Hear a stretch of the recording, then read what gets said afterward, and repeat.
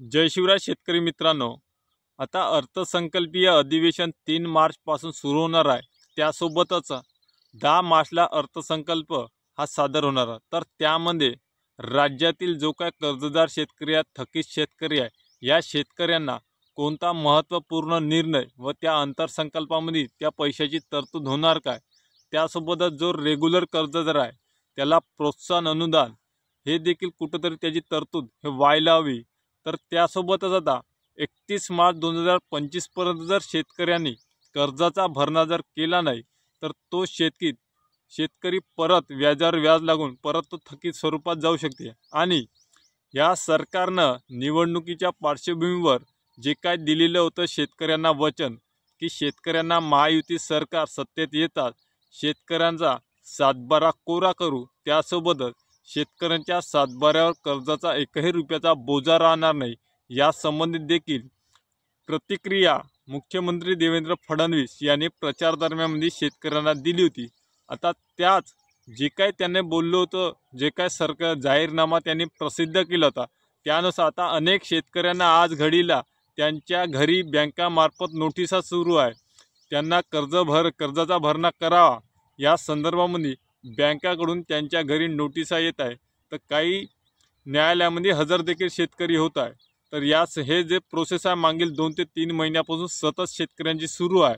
तर त्यामुळे शेतकऱ्यांना जो काय सरकारने शब्द दिला होता की सरकार सत्तेत येताच शेतकऱ्यांच्या सातबारा जो काय कर्जाचा बोजा आहे तो नील करण्यात येईल, एकही रुपया शेतकऱ्यांना कर्जाचा भरणा करावा लागेल नाही, या संबंधित जे काय सरकारनं निवडणुकीच्या पार्श्वभूमीवर जे काही जाहीरनाम्यामध्ये बोललं होतं त्यानुसार आता सरकारनं या अर्थसंकल्पीय अधिवेशनामध्ये निर्णय घेऊन 10 मार्चला अर्थसंकल्प सादर करताना किमान कर्जमाफीचा मुद्दा त्यात असावा असे संबंधित शेतकऱ्याची मागणी आहे।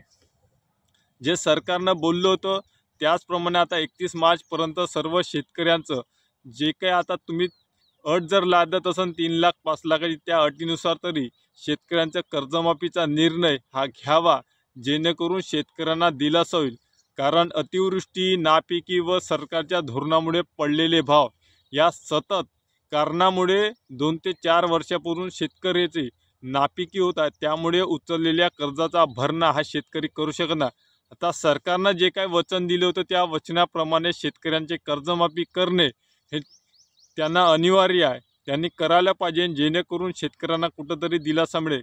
कारण प्रत्येक शेतकऱ्याचं लाख रुपयाचा कर्ज 1.25 लाख, 1.5 लाख, 2 लाखाचं 3 लाखापर्यंत 4 लाखापर्यंत पोचलेला आहे।